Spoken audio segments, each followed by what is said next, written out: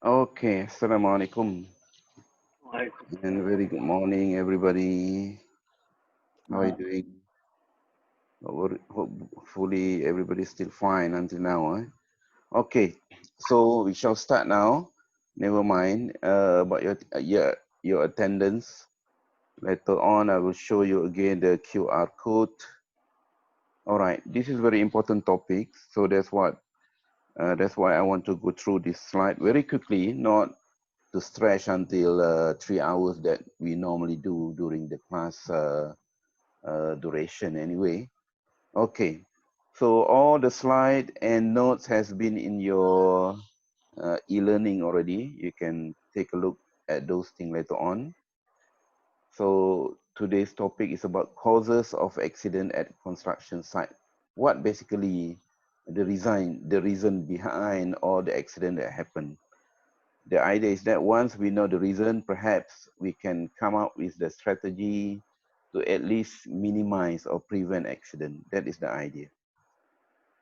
Construction, anywhere you go all around the world, either it is in developed countries, developing or underdeveloped countries, it's always the same things. Very high risk industry. Why? Perhaps due to the nature of the industry. And the other thing is that the uh, the statistic that always show normally when accident happen at a construction site, the impact is quite high compared to other industry, for instance, service industry. So in such a way, that's why people classify that as a very high risk industry in terms of high rate of fatality and even permanent disablement compared to other industry. And in fact, in Malaysia, for instance, construction industry always being put together as long as mining industry and agriculture industry that normally have a higher rate of fatality compared to other industry. And of course, when accident happen, it will basically generate a cost, the cost that we associate with what we call cause of accident.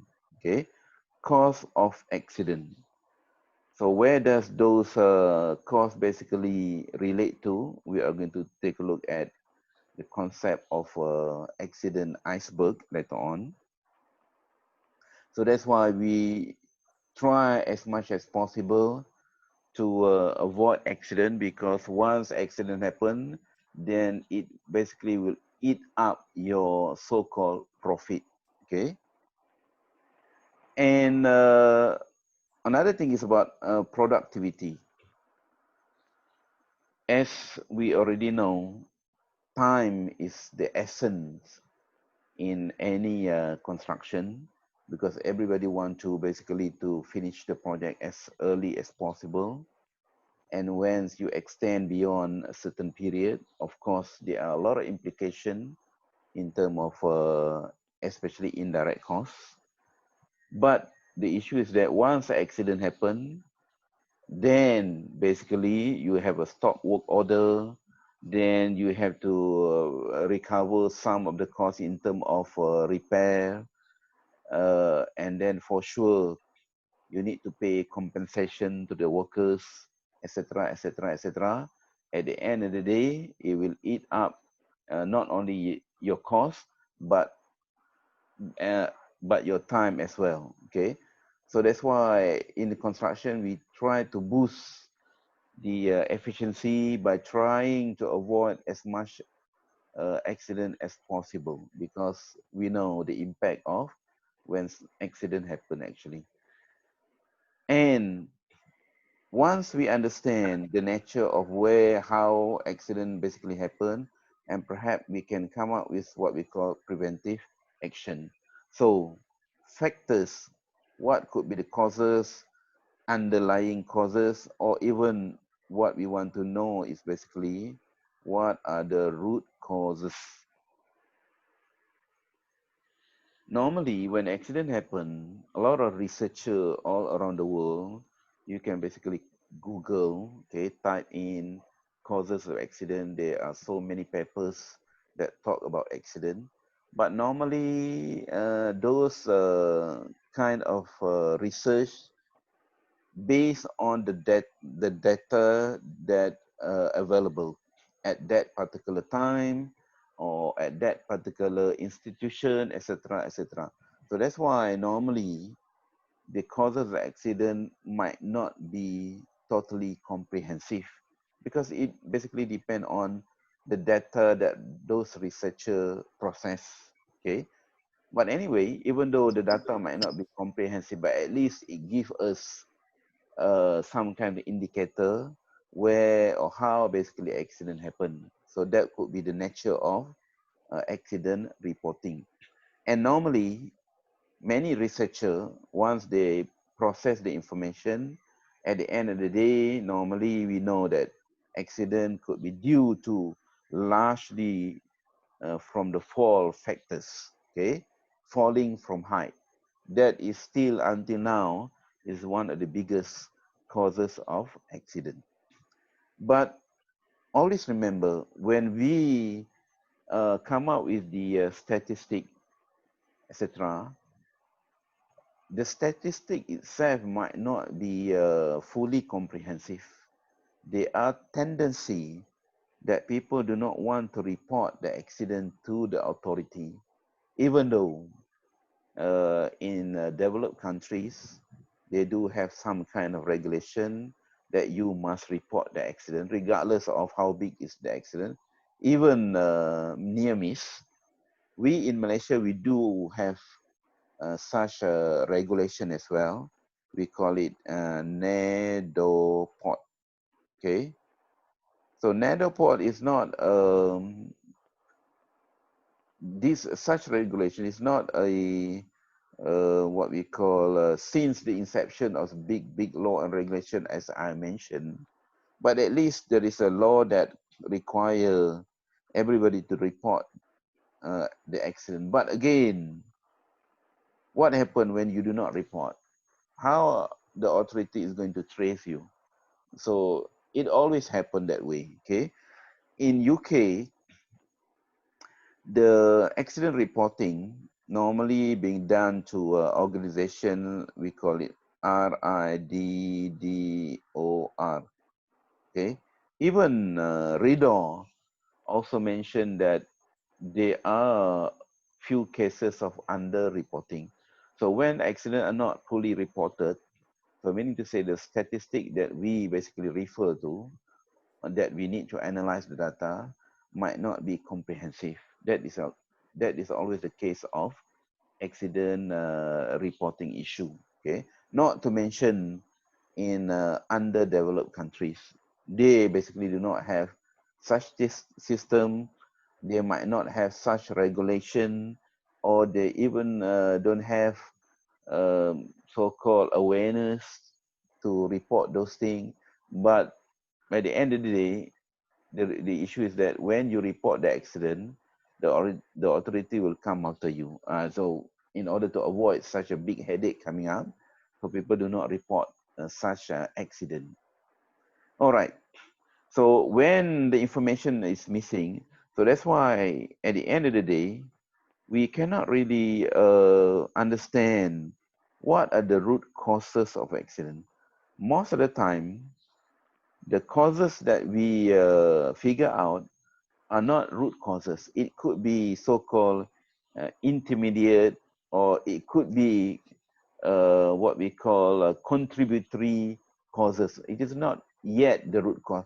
But since people do not understand the word root cause, they thought that uh, they already get the root causes, but not. They only basically figure out until the maybe contributory causes. Okay. All right. So understanding how basically why accident basically causes, it will be important. so that we can come up with the strategy in order to minimize or prevent accident. So how do we go about capturing those kind of information? Perhaps one of the best way is basically to investigate the accident, okay? To investigate the accident, go after the people who are at the construction site, especially the supervisor, the engineer, the project manager, the co-workers, and etc., etc., and have a good accident investigation system reporting and whatnot.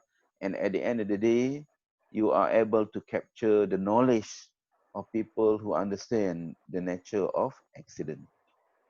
So once you understand those things, at the end of the day, perhaps you are not going to reinvent the wheel, learning from the mistake and whatnot.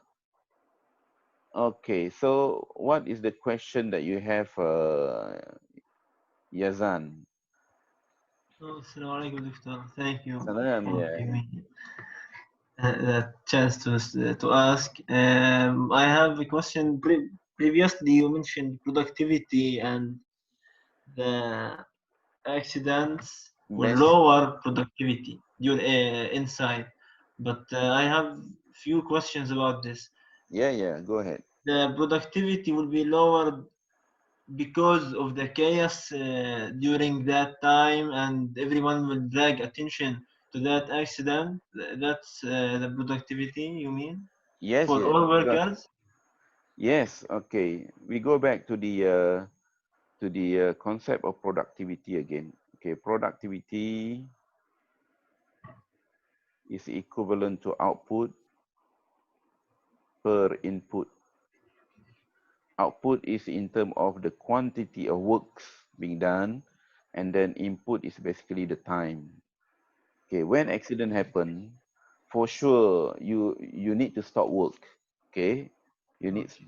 to stop work due to the fact that you need to investigate the accident, or some of the machinery has been broken down, people die, and it is very chaotic at that particular area of construction site that day. So basically, there is no quantity being done for certain works. Okay, whereas Okay. time is running. So meaning to say, the productivity for that day is basically lost. And so that's basically the relationship between productivity and then safety actually. Okay. Thank you. But also, I have another question. Okay. After some accident happens, Yes. will the productivity of the other workers be lower because maybe they are afraid to suffer the same accident or something like this? Oh yeah, for sure. Because the morale of the workers will be affected. When accident happen, people are afraid even to pass the area, because you never know what could be coming down. Maybe something dropped from the upper floor or whatever. Okay, so the morale of the Okay. workers will be affected. So when people are not working 100% as efficient as what they normally do, because they are afraid of something, okay, falling onto Mhm. their head, at the end of the day, the productivity will be down. That is as simple as that kind of equation. Yeah, yeah, thank you. I understand now. Thanks. All right then. Okay. Then challenges in the construction industry as a whole.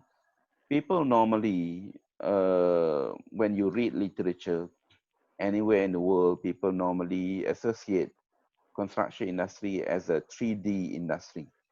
3D, one of the D can be related to poor image, okay, degrading, they call it degrading. And then another D could be dangerous.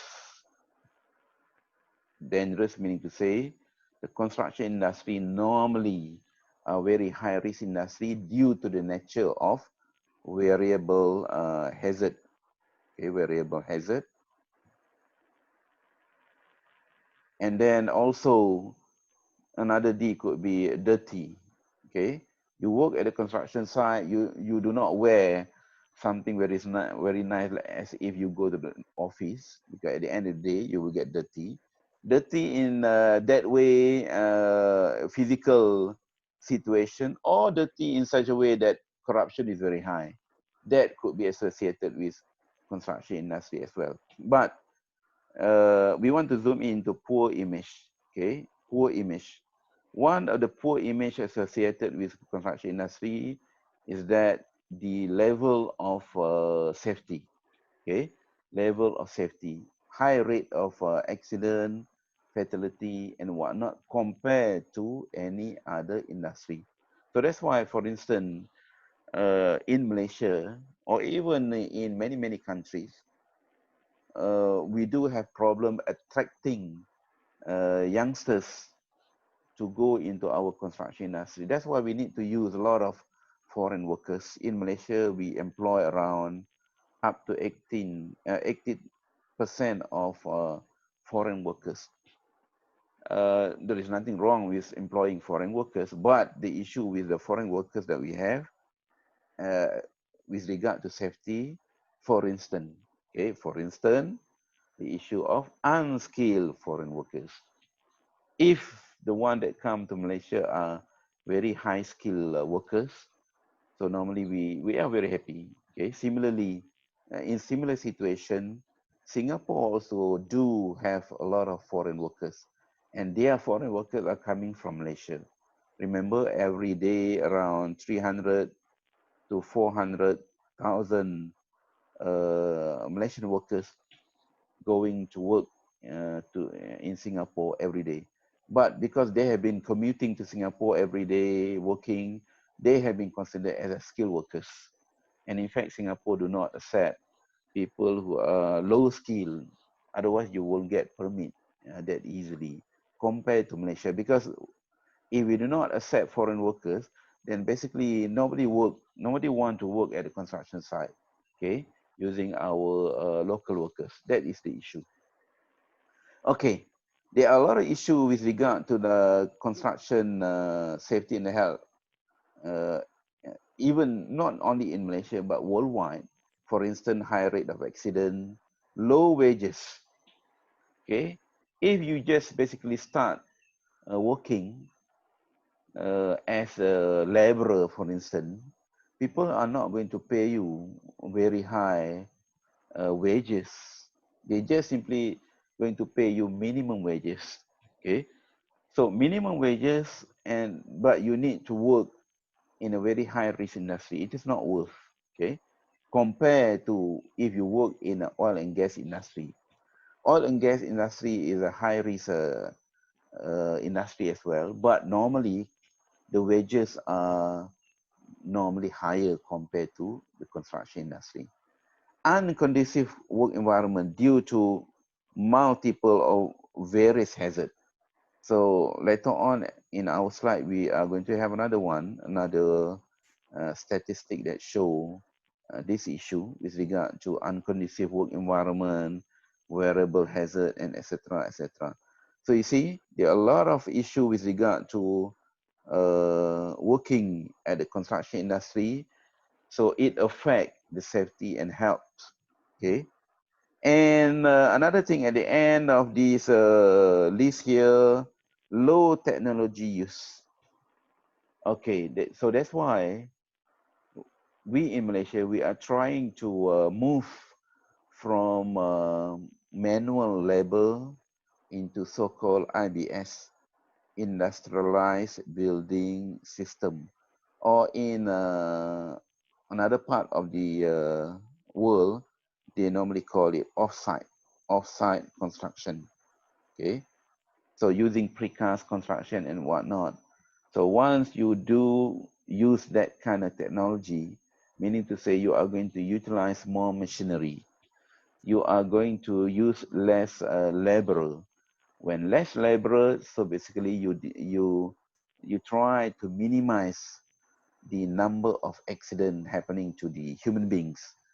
If accident involve machinery and there are not many people working, so basically that is perhaps acceptable. Okay, in terms of there is no human life affected. Okay, so that's why we want to move from manual labor into IBS, but it will take some time anyway, because the issue is that we do not invent those kind of machinery. When you buy machinery from other country, it will be very expensive. So that's why people do not want to invest more on all kind of machinery, equipment, tools. When we talk about safety, there are a lot of what we call tools available in the market, but in order to purchase those things, you basically need a lot of investment. That will be another issue. And then the last part is basically the issue of data collection or data management system with regard to safety and health. Why do we need a good data or information? Because data information will somehow shape the policy. Remember, uh, if, for instance, we want to come up with certain what we call policy, we need to have some kind of evidence to what extent this thing is happening. I do have experience with regard to data usage. A few years back, I tried to come up with the work-related stress. Okay, what could be the work-related stress in Malaysia a few years back? So, in order to come up with the so-called this scenario or situation, we need to have some kind of data. Okay, because from what we know in US, UK, whatever countries, especially developed nation, the work-related stress comprise of 30% of compensation claim. So we wanted to know whether that kind of situation happening in Malaysia or not. But unfortunately, when we go to the authority trying to get some kind of information, the information is simply not there. Not there due to the fact that people are not aware of such issue, and it is not being recorded properly. So at the end of the day, people might assume that work-related stress is basically very minimum, whereas in other countries it show the other way around. Okay, simply because uh, maybe it is due to poor awareness, and then another issue might be poor recording system. People do not record. Okay, when people do not record, and then basically you don't have any data to back up your claim. And then at the end of the day, government might not do anything because they say, oh, there is no issue with regard to work-related stress. Only now, okay, only now people are going to aware, the government very much aware of those situations once the problem keep occurring again and again. Okay, so that's why it is very important to have some kind of systematic way of recording things. Okay, statistic. Statistic is very important because it's part of the data anyway. So once we do have data, then only we will open up the eyes of the authority in order to come up with a new regulation, law, and whatnot in order to curb certain bad practices. Okay, in Malaysia, I try to collect some of the statistic. In Malaysia, we do have two sources of accident data. One is from SOCSO, Social Security Organization. It is a government agency. Social Security Organization basically uh, the government agency that pay compensation. It is like an insurance agent. Okay, so it belongs to the government. But this SOCSO, normally people who basically work with the salary 4,000 and below. If your salary is higher than that, so you are no longer need to be subscribed to SOCSO. Okay, that would be one thing. And if you are not local people, then basically you don't have to subscribe to SOCSO. So meaning to say, the data might not be comprehensive due to the fact that not everybody who are working is under this SOCSO organizational what basically data. And then foreign workers, which basically is 70 to 80% working at the construction site, might not be included in that kind of data. So again, the data might not be comprehensive. And then another source of information could be coming from the authority itself. I call it DOSH, DOSH. DOSH stand for Department of Occupational Safety and Health Malaysia. In US, for instance, in United States, they do have authority, they call it OSHA.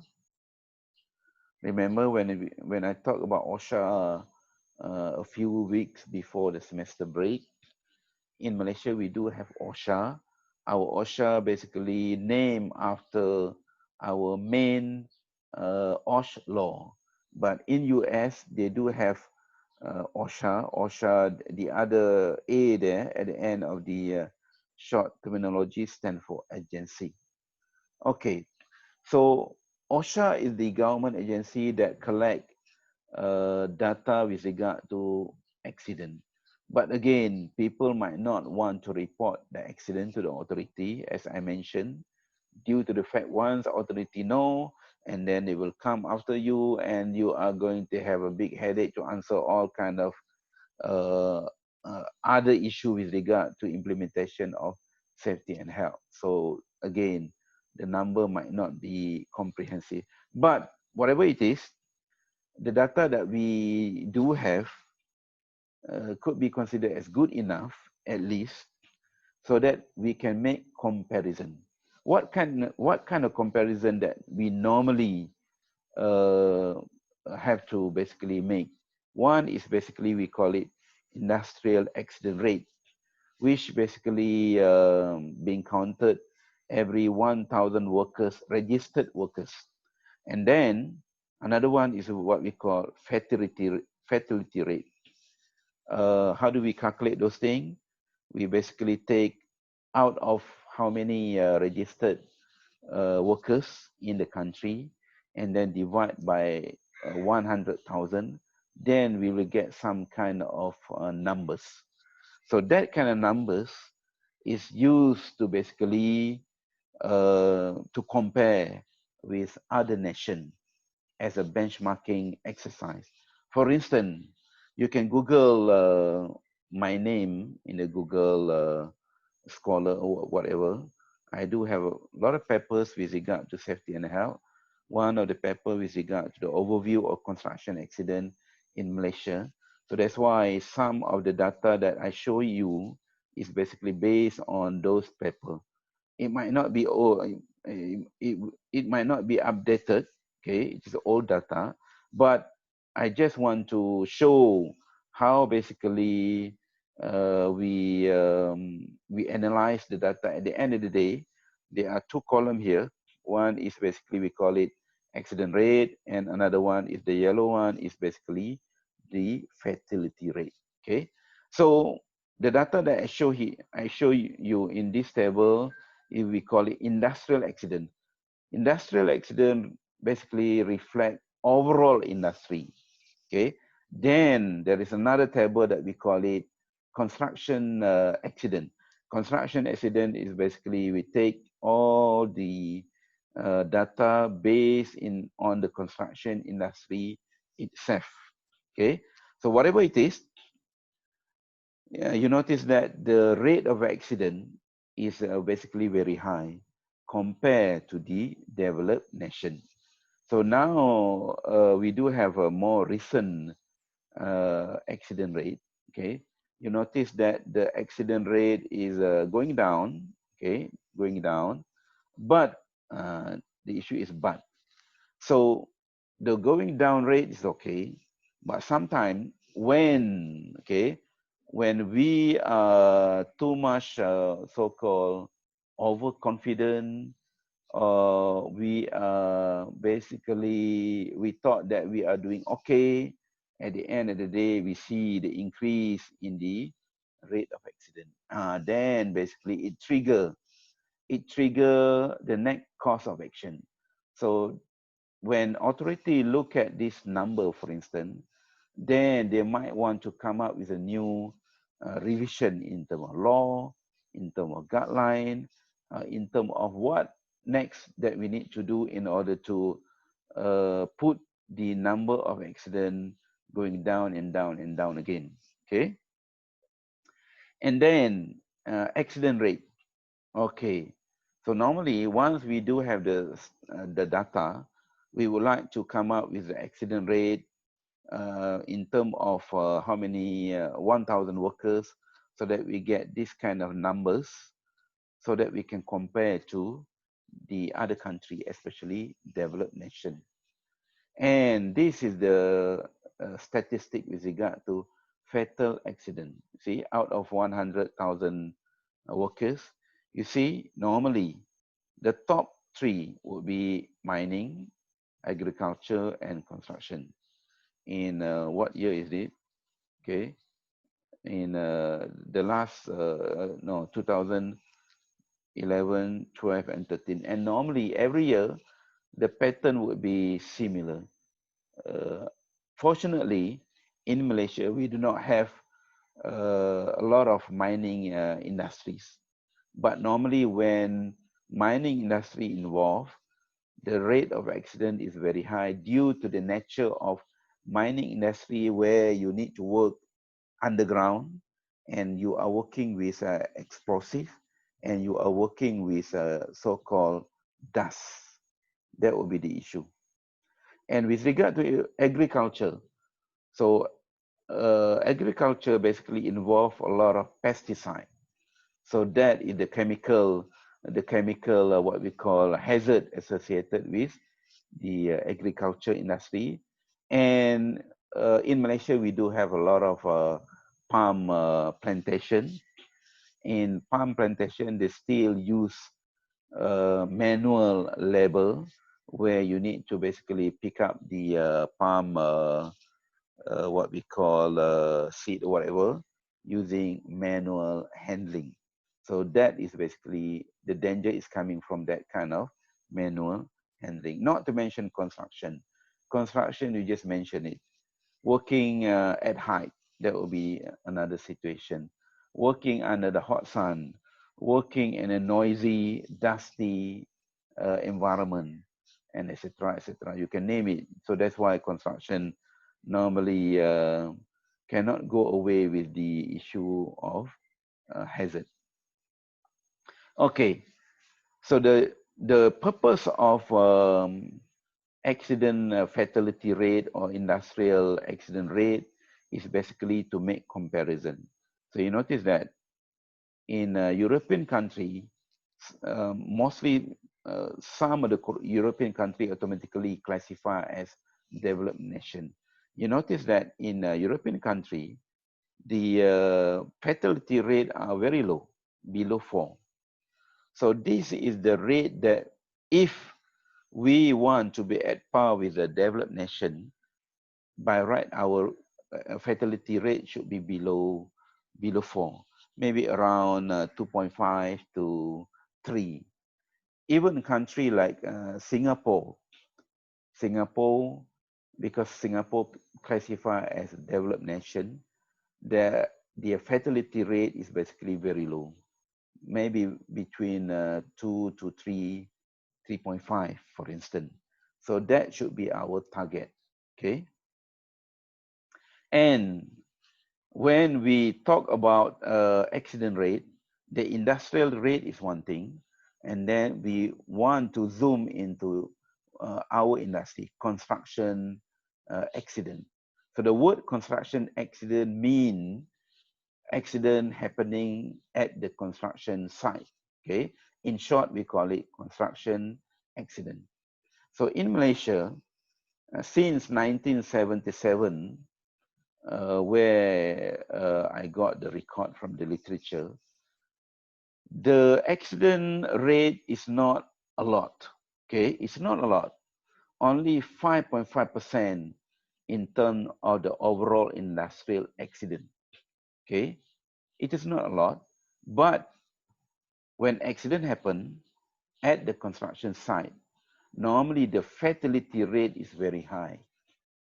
If, for instance, we trace back the number of accidents way back from 1977, even until now, we can see the number of accidents could be dropping.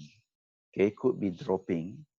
But again, when we talk about construction accident itself, normally it will be the other way around. Perhaps due to the fact that every year we might have increase in the number of construction activities. For instance, in Malaysia, in Klang Valley itself, Klang Valley meaning to say Kuala Lumpur and adjacent area, every year we do have around 4,000 to 5,000 construction activities going on. In the whole Malaysia, normally we do have around 25,000 to 30,000 construction activities. So the construction activities keep increasing. And when the number increasing, for sure the number of accident will keep increasing as well. So that's why that is the relationship between the number of accident and with regard to the construction industry. All right. And then the issue of worldwide construction accident. Not only in Malaysia, we say that the risk associated with construction industry is very high. Even International Labour Organization, ILO, also mentioned the same things. Worldwide, normally, accident in the construction industry is always 10 to 20 times higher compared to other industry in any part of the industry in any countries. That is the statistic, okay? But since we in Malaysia, as I mentioned, our statistic might not be comprehensive due to the fact that some of the workers might not be in the list of compensation recipient. Once you do not need to ask for compensation, and then basically you don't need to basically register yourself in case of accident. So that's why some of the accident might not be recorded. Okay. All right. In recent years, let's say 2018, 2017, we can see the number of fatality with regard to construction accident is still double digit. We want a single digit. If it goes beyond let's say around 7 to 8, especially in the construction industry, that would be good enough. But still, even until now, 2018, 2000, even now, 2019, the number is still quite high. Okay, so that's why there are a lot of things that need to be done. And every year, for instance, every year, around 179, 170 death cases with regard to construction accident. Actually, it is even higher than COVID anyway. So we are very much concerned about COVID. In Malaysia, right now, we do have around 100 deaths. But we forgot that every year at the construction site, we do have around 150 cases of death at the construction site. Okay, so based on my paper long time ago, you see, the number of fatality at construction site is very high. But now it decreased in such a way, but still not to the level that we can be proud of compared to developed nation. Okay, some of the statistic from my paper You can Google my paper with regard to fatal construction accident. So based on that paper, normally this is example. Every year at construction site, we do record around a few thousand cases of accident. And out of that cases, some can be considered as fatal accident, and some can be considered as permanent disability. Permanent disability meaning, say, you can lose one hand, a leg, or whatever. That would be the permanent. Non-permanent disablement, basically the injury that can be recovered as a matter of time. Okay, that is not our concern, but the issue with regard to permanent and even the fatal. So we can say that every year up to maybe close to 2,000 cases of permanent disability. Okay, and when we investigated the fatal accident at construction site within this period of time, we can see that majority of the accident are due to fall. Okay, whether people fall from height or falling objects.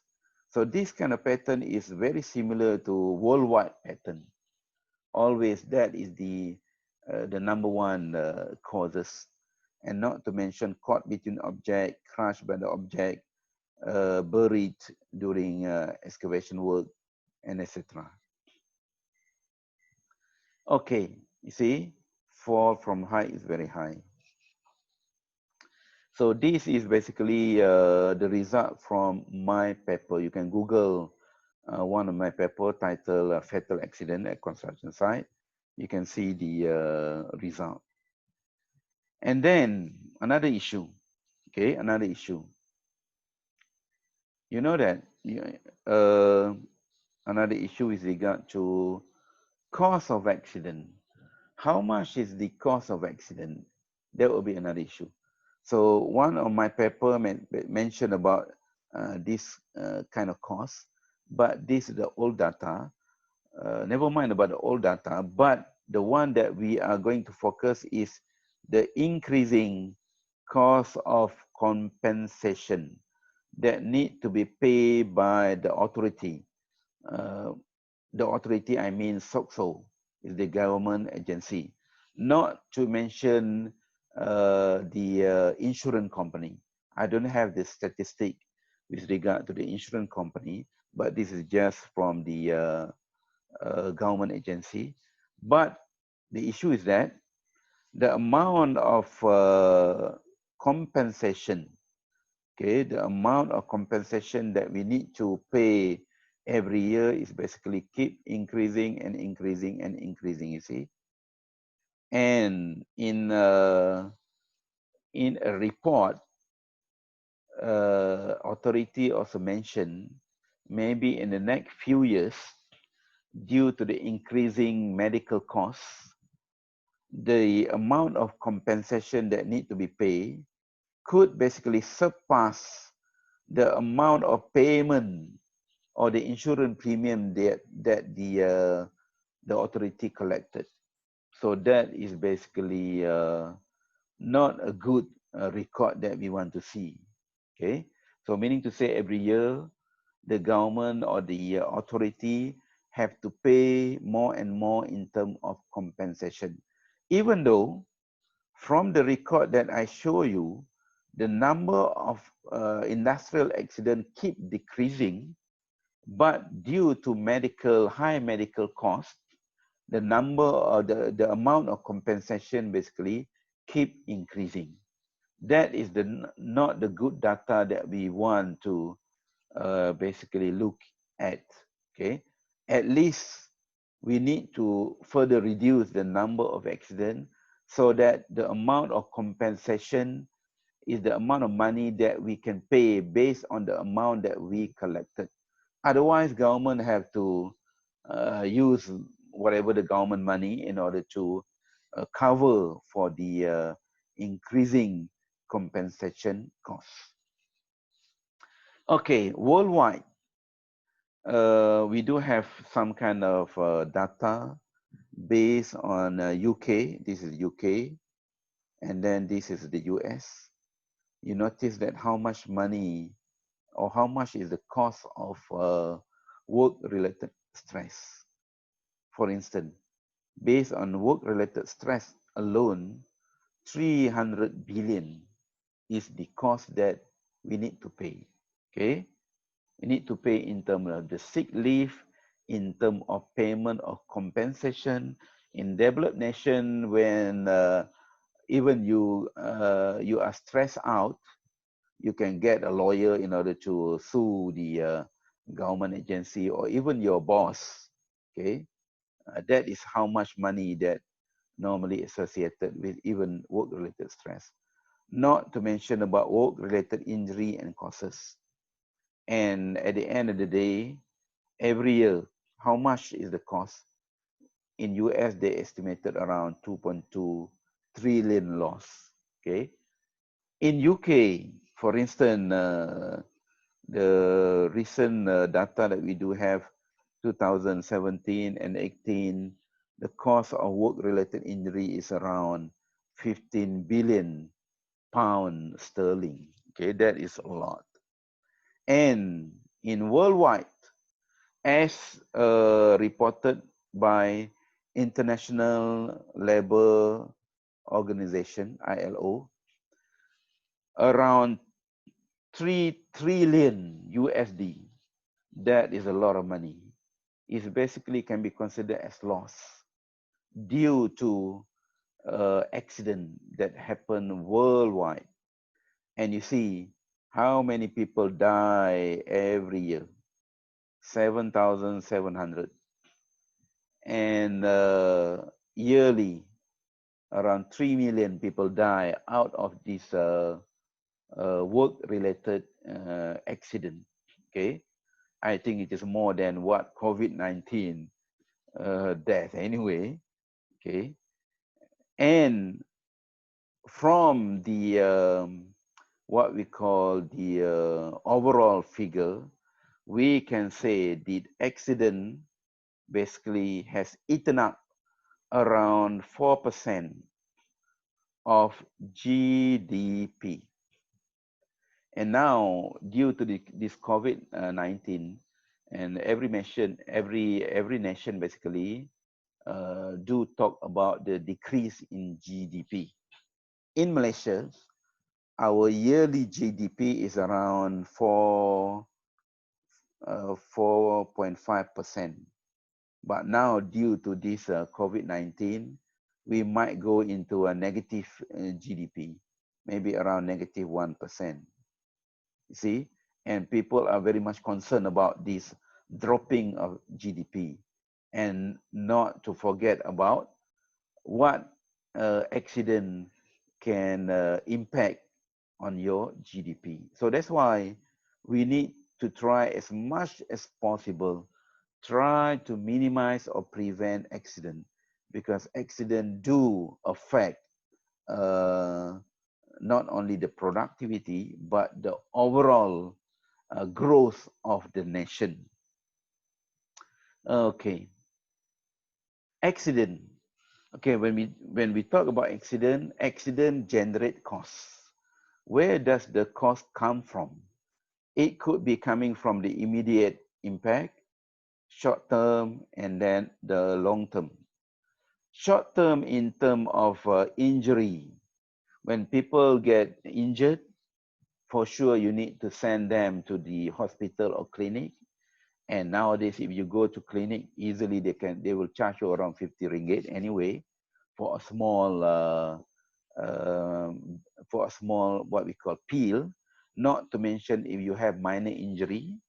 If for minor injury, easily clinic will charge you around 100 ringgit. Okay, it's very small injury. Just imagine if you have a big injury, how much basically you need to pay for the medical bill. Okay, that will be one thing. And then not to mention about death. You need to manage the funeral, for instance. You need a few thousand in order to even manage one funeral. Okay, so that is where the cause of accident come from. And then short term medical treatment. Maybe every week you need to go and see a doctor. Again, your medical bill will be there. Okay.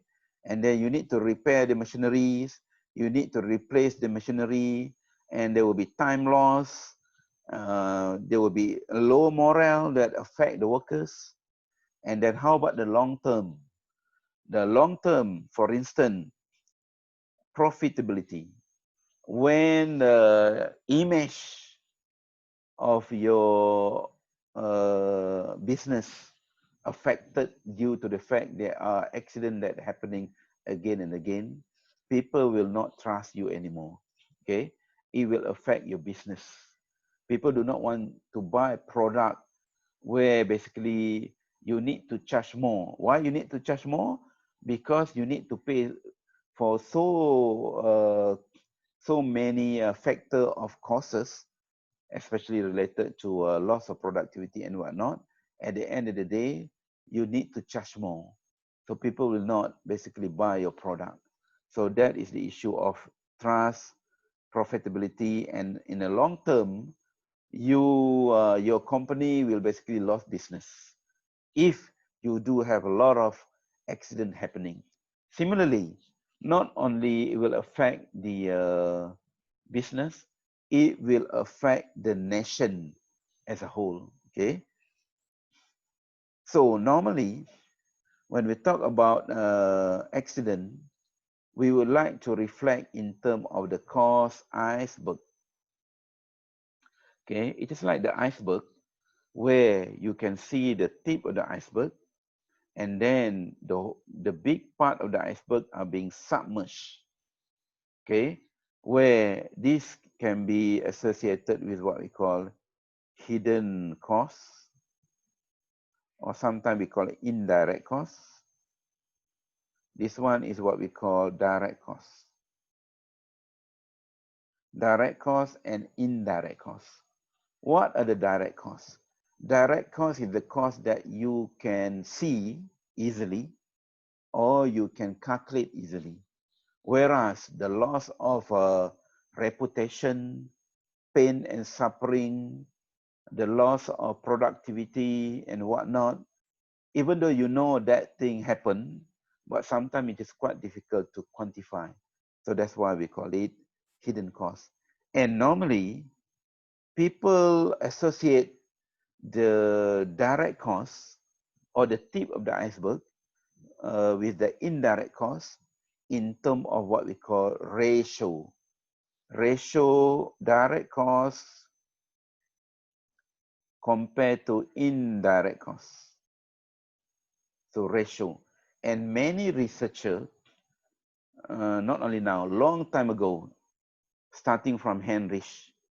Heinrich did research in US way back in 1930s.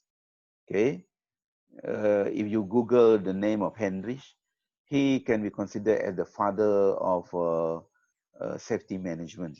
He did a lot of research in safety anyway. So way back in 1940s, he even talked about the cause of accident. So during that time, based on his research, he took around over 1,000 cases of industrial accident. And then he did analyze. At the end of the day, he come out with the 1:4 ratio. Okay. But the ratio is not basically fixed. It depends very much on the cases that you take. For sure, if you take a big cases of amount of compensation that people pay, for sure the ratio will be bigger. But anyway, whatever it is, the iceberg figure is basically for us to mention that you must basically notice that the direct cost of accident is only small compared to the indirect cost. Where does the indirect cost come from? Again, it will be coming from loss of productivity, the accident investigation costs, temporary shutdown, the equipment that you need to basically repair and whatnot. At the end of the day, the cost could be very big. So meaning to say, let's say if the direct cost of accident is 1 ringgit or $1, and the indirect cost could be up to the biggest value could be 50 ringgit more. That is only for 1 ringgit. Just imagine if the direct cost is 1,000. So that could be a 50,000 more. What if the cost is 1 million? 1 million, and the cost of indirect cost could be 50 million. Okay.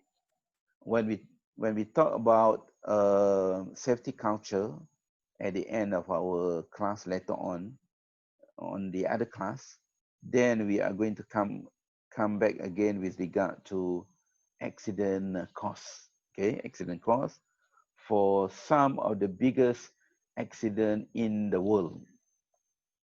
In the world, especially Chernobyl. Okay, Chernobyl later on. But the ratio is for us to understand the magnitude of such costs, so that we have to be aware and try to prevent the accident as much as possible. Okay, and another issue is that, you see, every year in Malaysia we do have around 25,000 construction sites, active construction sites all around the country. But out of this construction site, we do have problem or situation. Many of the construction sites might not been visited by the authority due to the fact that we do not have many enforcement officer. You see, you notice that the enforcement officer that we do have around Malaysia is only around slightly over 100. These are the people that need to go around, not only construction site, they need to go to the factories, to the university, to the school, as long as there are people working, and those category of people fall under our regulation, OSH regulation, they need to go and inspect the workplace.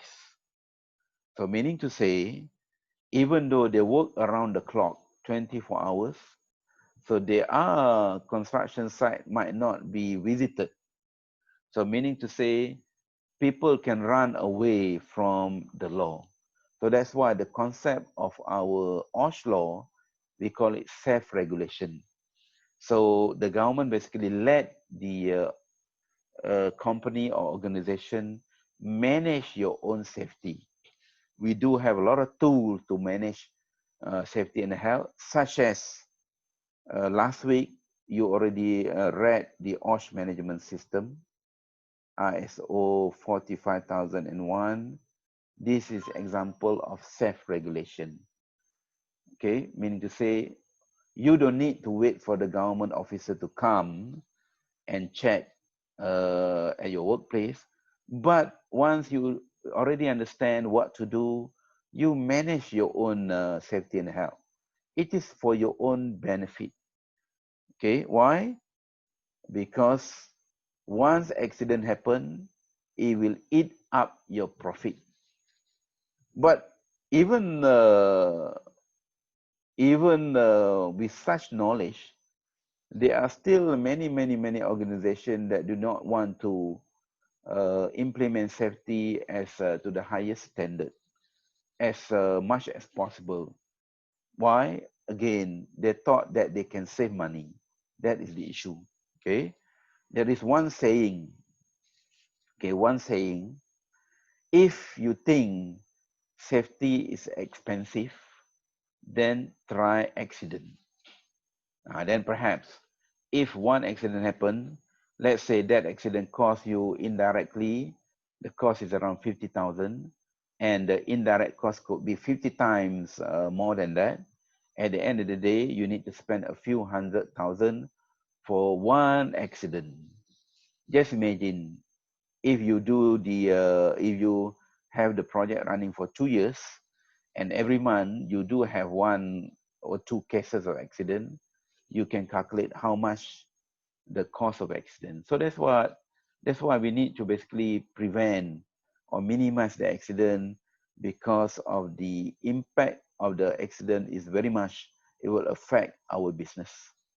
And in Malaysia, we do have prosecution causes, compound cases, because once officer go to any organization or workplace, they will investigate, because it is part of their KPI anyway. They need to investigate how much workplace per year. At the end of the day, they need to report to the government. So out of that investigation, there are always people or organization will get some kind of notice, compound notice, or being brought to the court. Okay, why they need to be brought to the court? Because whatever non-compliant to the OSH law and regulation, only basically court can put the judgment. Either you need to pay fine, you need to pay, you need to basically go to the prison, or even both. Okay. This result basically based on, again, my paper. You can basically search my paper under the name of non-compliant cases at construction site. What we did a few years back, we investigate, okay, based on reported cases to the DOSH. DOSH, if you go to the website of DOSH Malaysia, we do have reported cases of accident being mentioned every year, every day, every year for a few years. So what happened is that we took around, if you add this data, maybe over close to 1,000 cases of reported cases. We wanted to know, out of these reported cases, what kind of non-compliant to the law and regulation. So what are the common clause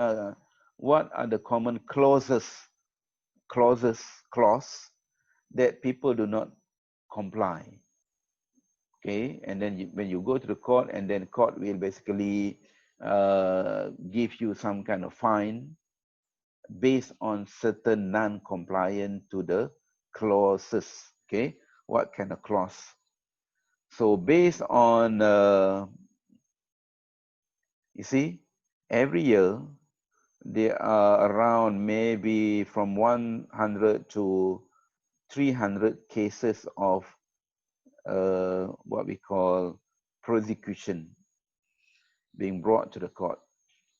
So out of that cases, we can say, okay, this is the fishbone diagram that reflect what are the common clauses that normally people do not comply.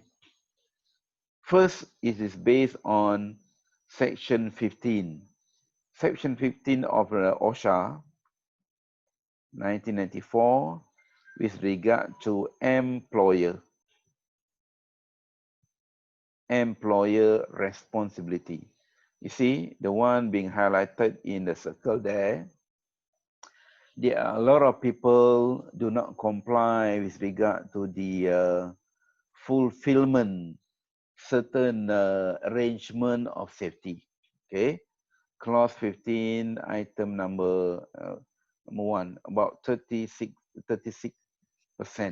And then second highest could be coming from fail to report the accident. You see, 42 cases organization do not report.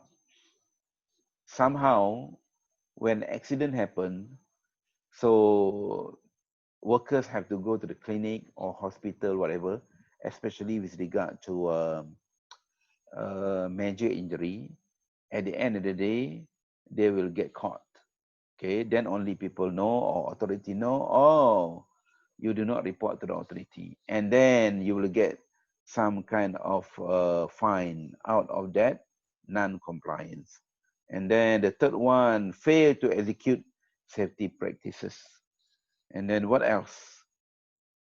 Then with regard to SHO in Malaysia, certain construction site, when you employ around 100 workers, or the amount of contract is around 20 million, then automatically you need to have one safety and health officer. So safety and health officer must be competent person, meaning to say that guy must have gone through certain kind of courses, so they get some kind of certification, then only they can be endorsed and practice at construction site. And oftentimes, this kind of compliance is not there. So again, you can be fined out of non-compliant with regard to provision of safety and health officer. Okay, that could be some example of what we call check by the authority. Now we want to go into accident causation theory. What does accident causation theory tell us? Okay, when we investigate the accident, if we do have a lot of data, at the end of the day, we can come up with some kind of accident causation theory, or we call it model. What does theory and model simply say? So when accident happen, they can fall into certain pattern. So once we understand it fall into certain pattern, then we can come up with the so-called preventive solution or preventive measure. So that is what accident theory and model is all about. Okay, so there are so many theory around that explain about accident. Some of the theory, we call it emergent theories. Emergent theories that basically focus on what? Accident prone. You know what? There are some theory that mention somehow there are some certain type of people who are more prone to accident compared to others. It is basically due to the way they behave. Some people basically cannot concentrate. When they do some kind of work, they cannot concentrate. At the end of the day, their behavior will basically lead to certain accident. Okay, and then issue of stress related accident. Okay, when you are under a lot of stress, for sure something you cannot concentrate. When you cannot concentrate, then it will lead to accident. That will be a very common reason why accident happen. And then domino theory. Okay, domino theory is very famous. Okay, very famous. One of the domino theory is based on Heinrich. The other one based on Frank Bird. And there are so many other domino theory that try to explain what basically causes the accident. We will go through some of the theory very quickly. And then present theory. Present theory basically focus on, could be human error, and then could be the issue of poor safety management, some of the personal factor, job factor, and bad behavior of the workers. Example, domino theory. One of the famous domino theory being mentioned by Heinrich way back in 1930s. Okay, Heinrich basically put 5 dominoes. Why accident happened? Accident basically resulted in injury. Okay, injury basically happen due to accident. Accident happen due to unsafe act and unsafe condition. Unsafe act, unsafe condition is the result of fault of a person. And how can a person behaving badly due to the fact ancestry or hereditary or social environment? Okay, so based on this theory, the domino theory, what happened is that we cannot do much with regard to hereditary or social environment that affect one's personality because we simply do not know. But what we can do, we can basically remove the unsafe act and unsafe condition because by now we already know majority of accident basically due to unsafe act and unsafe condition. In fact, 99% of the accident due to unsafe act and unsafe condition. Okay, then another dominant theory being updated by Frank Bird. Okay, so Frank Bird, instead of focusing on the workers, he focused on the management. So he basically blamed on the management. The management that basically the way that management behave or act in such a way it lead to substandard act and condition. At the end of the day, accident happen and it will result in a loss and injury. Okay, so out of this domino, we can see once the first domino fall, it will affect the second domino and subsequently that's how the loss happen. All right. So that is the concept of domino theory. So we already mentioned about Heinrich. Heinrich focused on the workers, whereas the Bird focused on the management. And then there are other domino theory being mentioned by Adam. Adam focused on organizational structure. Weaver focused on bigger management role. And then multiple causation theory focused on contributing factors. Human error theory focus on human aspect. All right, and then there is another theory, Swiss cheese model. Swiss cheese model is based on slice of cheese. You notice that when you slice the cheese in bulk, normally they do have holes inside those slices. What does the hole mean? Hole basically imply imperfectness in the cheese. When hazard are being triggered, and then the hazard will go through the imperfectness or the hole, and when the hole are perfectly aligned, then only accident happen. Accident will not happen just itself by itself. It basically do have some kind of prior event. So in the real situation, we do have what we call the layers of the cheese there that reflect our work system. It could be technical, individual, team, profession, organization, or institution. We do have layers of so-called work system. And in those layers, they are whole. This whole reflect what we call imperfectness in the system. Okay. So in whatever system is not perfect. There will be hole. So having hole in the system is okay. But the issue is that when those holes are perfectly aligned, then it will lead the way so that accident is basically allowed to happen. When accident happen, then only it will result in losses, injury or fatality. Okay. What does this Swiss cheese model basically tell us? It basically lead to the trees. Okay. Normally, when you look at any trees, the one that you can see is basically the leaf, the color of the trunk, the flower, the fruit, and whatnot. you can basically tell from the tree whether the tree is healthy or not.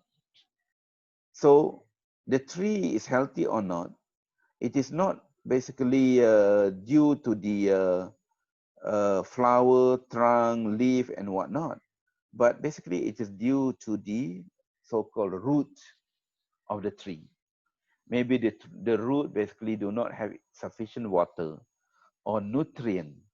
And in terms of the root, we can classify the root in terms of deep root, deep. This could be intermediate, and this could be the surface root. Some of the root we can see, especially when you look at the tree in UTM, some of the root basically going on the surface already because they cannot penetrate very deep.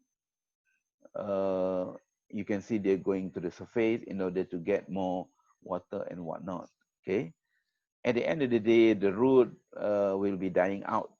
Maybe some of the area are being concreted or put pavement where the root cannot penetrate into a deeper so that they can get more water and nutrient. At the end of the day, you can see the sign of the tree is dying. Okay, so out of this concept, if you want the tree to be healthy, you do not tackle at the leaf, the flower, the trunk, and whatnot. You tackle at the root. The best thing basically you tackle at the deep root. And the deep root normally associated with system. What kind of system that we refer to? The system is the system of work. System of work is being invented by human. Let's say, who invented the shift work? Why people have to work 3 shifts in a day? It is we, the management or the people who invented such system. We invented such system that people need to work in shift 24 hours per day.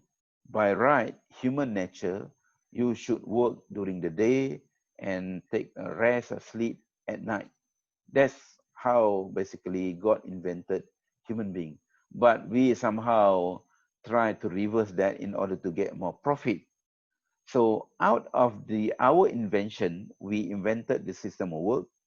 We make people in the middle route there become tired. You know what? Uh, One of the causes of accident is due to shift work. When people have to work at shift, in a shift, normally they will change their biological clock or their antibody. During the transition of the shift work, normally your body is become at the lowest point where it will affect your concentration. That is when accident normally will take place. You see, shift work basically have some kind of something to do with accident. And then another thing, physical. Physical is the condition. When people work in the shift, they become tired. And then on top of that, sometimes the condition of the work at the workplace, especially the air conditioning, the lighting, the sitting position, sometimes you have to work long hours by standing. So that basically add up to the issue where people become fatigued or simply tired. So those are basically the root causes of accident. It started from the system that we come up with, and then we make people become tired and tired. In addition, the condition of work add up to that thing. Sometimes working where you need to work productively in order to achieve certain KPI, you have a very little rest.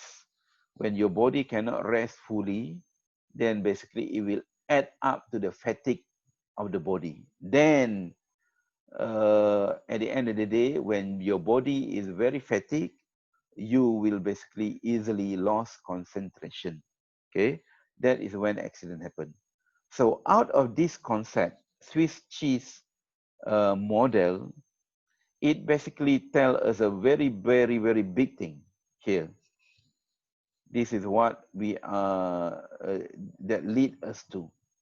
Okay, on the top of this so-called accident pyramid, from many years, when we talk about accident pyramid, people associate with this kind of pyramid. They normally associate the number of cases of accident in terms of near miss, property damage, minor injury, and serious injury. So the idea is that we do not want to get even one serious injury. But normally serious injury is the result of the previous what we call incident. What are the incident? Near miss. When you have a lot of near miss, it will lead to property damage. And when you have a lot of property damage, one day somebody will get hurt. When you have a lot of minor injury, one day somebody will get really serious injury. Okay, so those figure basically give us some kind of indicator. Previously, researcher focused only on this issue. Only recently, once we do have a lot of data, that's why I say data are very important. It will lead us to many more explanation on what basically happening. At the end of the day, people realize that there are bigger issue that we need to focus. The bigger issue is basically, we call it behavior. Why accident happen? Because of the issue of bad behavior. We are practicing a lot of bad behavior compared to good behavior at the workplace. So this is basically the thing that we need to tackle. Once we can tackle the bad behavior, at the end of the day, perhaps we can reduce the number of injury or accident or even fatality. And you see, when we talk about root causes, this is the root causes analysis. You can basically Google root causes analysis. It will give you a lot of method how to basically come out with the root causes. And you see, root causes is a very deep root, maybe going into the multiple level at the end of the causes. Most of the time, sometimes people only investigate up to proximate causes, and they already claim that they already have the root causes. Actually, not. The root causes, you need to go deeper and deeper. And in many studies, not only in the case of accident, in whatever cases, if you can study the root causes of something that happened, basically that is the biggest thing that you can contribute. People always wanted to know what could be the root causes of something. But unfortunately, in order to come up with the root causes, it is not easy. You have to go very deep and deep and deep. Most of the time, if for instance, if you want to go for PhD, if you can study root causes of something, that is what we call PhD. Because simply say it is not easy to figure out. In the case of accident, how are you going to get the root causes? People might not want to share the information with you. Even though you know that, let's say one accident happening, big accident, if you go to the construction site and asking people, people might not give you the root causes. You need to go deeper and deeper and deeper. Unless You are at the construction site. Then only you can dig deeper. All right. Okay. There are many researchers that talk about causes of accident. So I give you some of the mind mapping with regard to my previous study, actually. And you see, the causes of accident, a lot of researchers talk about what? In training, poor enforcement, unsafe method, attitude, behavior, and whatnot. At the end of the day, if you go through the literature, you will not be off by so much. At the end of the day, the causes are lingering around those things that I mentioned in this slide already. Okay, now some of the result from my study. Remember, I told you about the accident causation theory. One of the theory, we call it multiple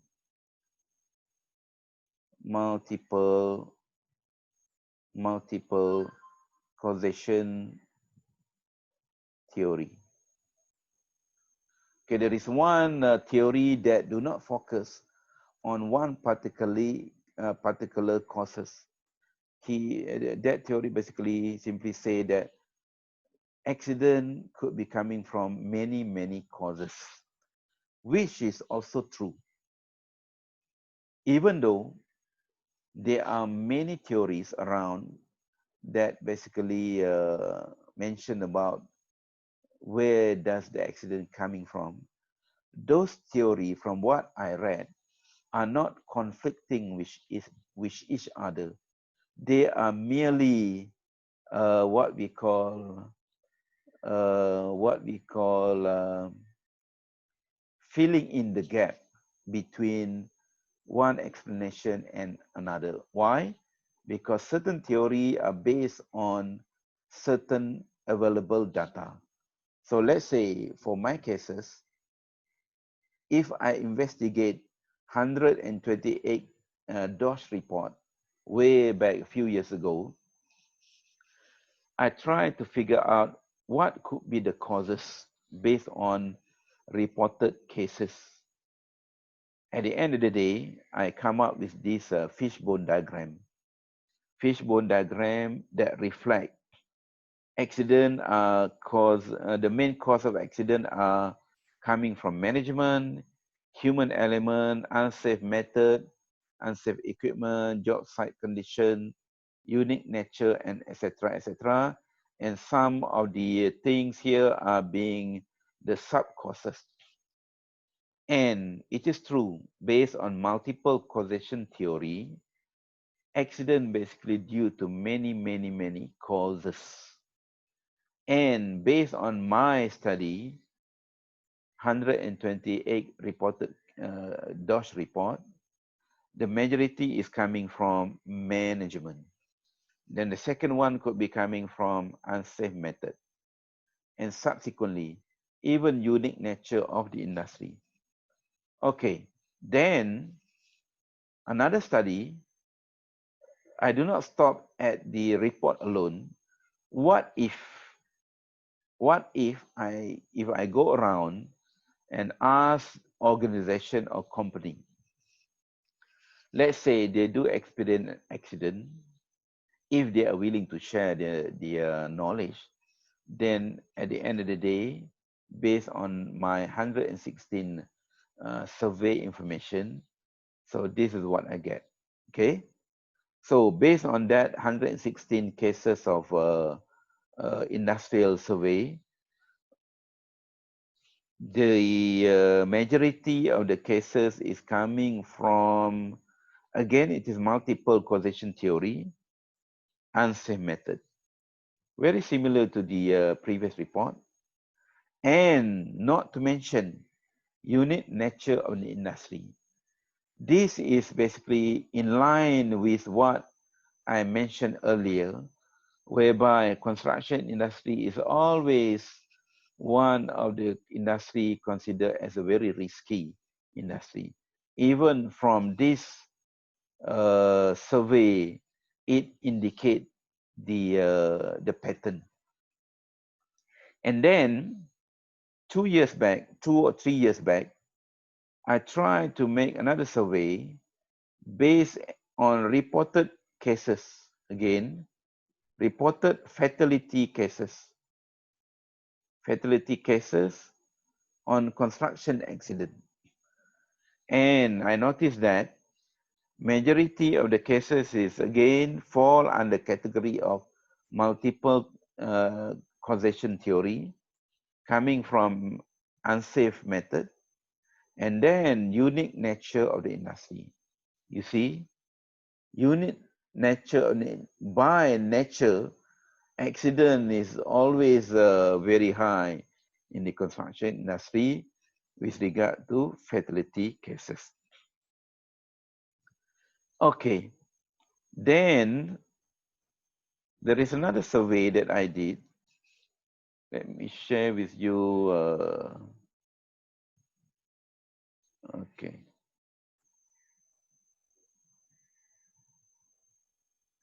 Accident prevention. Okay. Accident prevention. From my literature, of course, once we understand the causes of accident, and then people try to come up with how to prevent the accident. And again, in order to prevent the accident, you need to go back to the causes. What basically causes the accident? And then at the end of the day, once you understand, then you can zoom in, okay? Zoom in into that particular, what we call area. For instance, issue of unsafe method, issue of enforcement, issue of lack of training. So once you understand the issue of attitude, the issue of the why people do not want to wear PPE, maybe perhaps due to employer do not want to provide PPE due to the fact that they want to save costs. And in fact, some of the PPE not being wear due to lack of awareness or behavioral issue. Okay, so once you understand those issue, then basically you can come up with the preventive action. Okay, again, cause accident causation model or theory, there are a lot of people who did their PhD, in fact, trying to come up with certain model. Why it is important to come up with model? So that you can explain the accident better. At the end of the day, you can come up with the preventive measure. That is the purpose of having such model. And in fact, you can make this model into a computer system. So whenever you have some kind of accident data, you input into the system. At the end of the day, the computer will give you some kind of so-called advice on how to tackle this issue. That is the issue with this model, actually. Okay, critical element of a world-class management system. Example of management system is ISO 45001. So during this time, okay, when I make this paper, I didn't, the ISO 45001 was not even here yet, okay? So I base my management system based on previous literature. And again, it does not go very far from what being suggested by ISO 45001. For instance, if you remember ISO 45001, the main focus is based on risk management. And then the second focus based on employee involvement. And then the third focus will be on top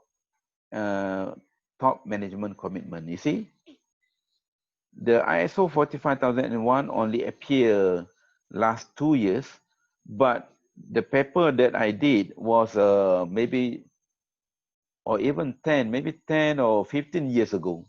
You can Google my paper. Even during that time, people already talk about, in order to have a management system, what are the elements, okay?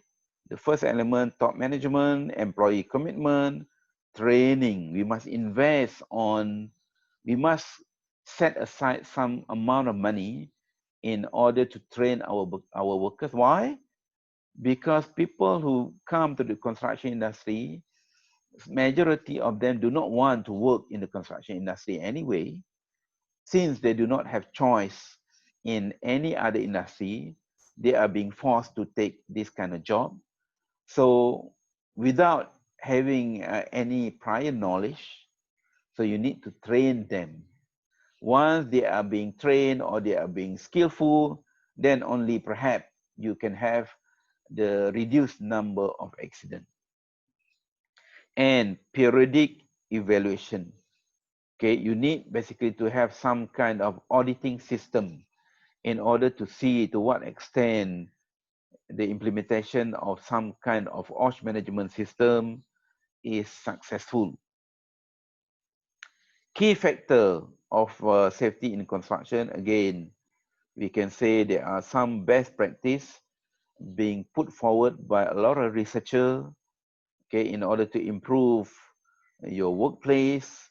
Again, it is not very far from what we have mentioned previously, based on hazard elimination, strict reinforcement, have a good safety system, and then have what we call knowledgeable contractors, or even a good training system and whatnot, and reinforcing on the behavior. Okay, so at the end of the day, we always want to have some kind of good safety culture. We do have one topic with regard to safety culture that we are going to cover at the end of this semester.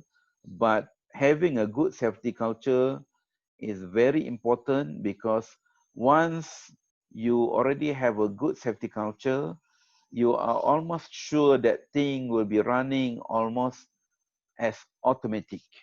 It is like driving what we call now the even a car or even aeroplane. Okay, in aeroplane they do have what we call automatic pilot. Even in a car nowadays, people already invented what we call autonomous driving. What is this autonomous driving or autopilot mean? Well, it is something to do with what we call culture. Okay, once you already have some kind of safety culture, you can be sure that things almost being done almost like automatic. People don't have to tell you what to do. You are the one that feel guilty if you do not behave in certain manners. So that's why in certain country like Japan, like America, like European countries, they have a very good safety culture.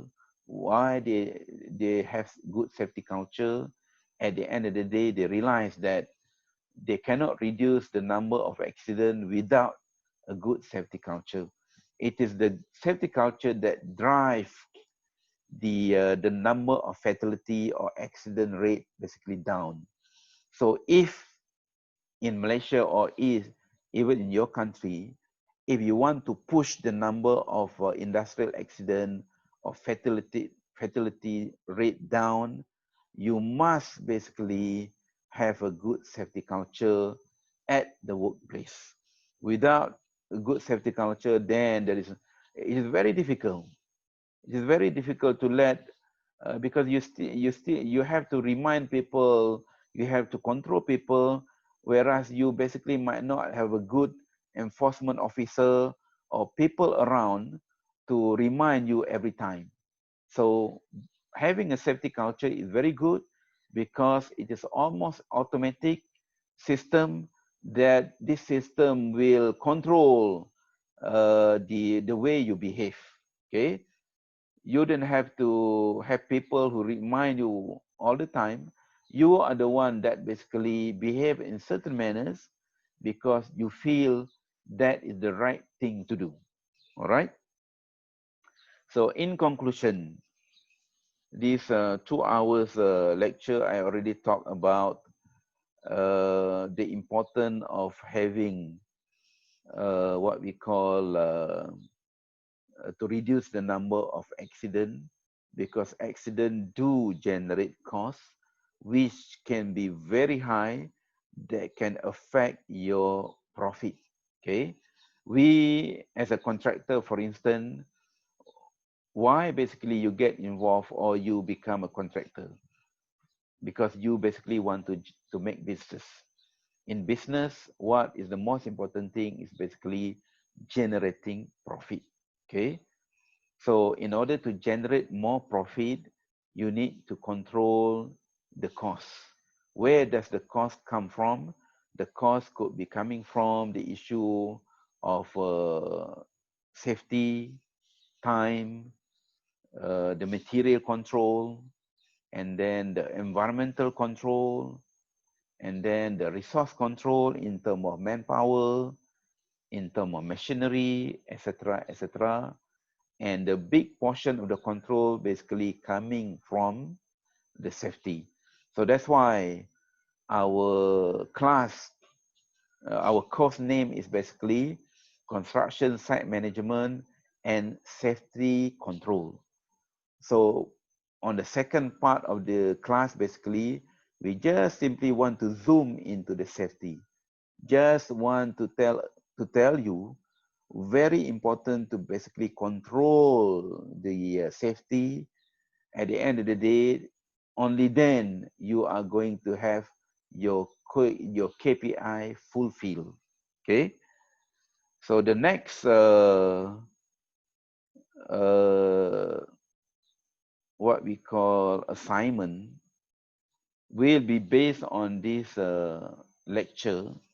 I will give you assignment later on, but the assignment is with regard to ineffective or poor site management.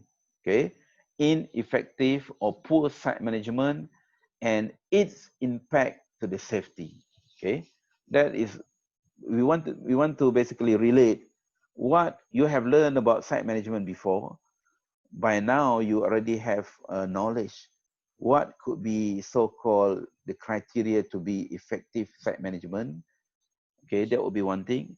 But what if you do not manage your site properly or poorly managed, what could be the impact on your safety?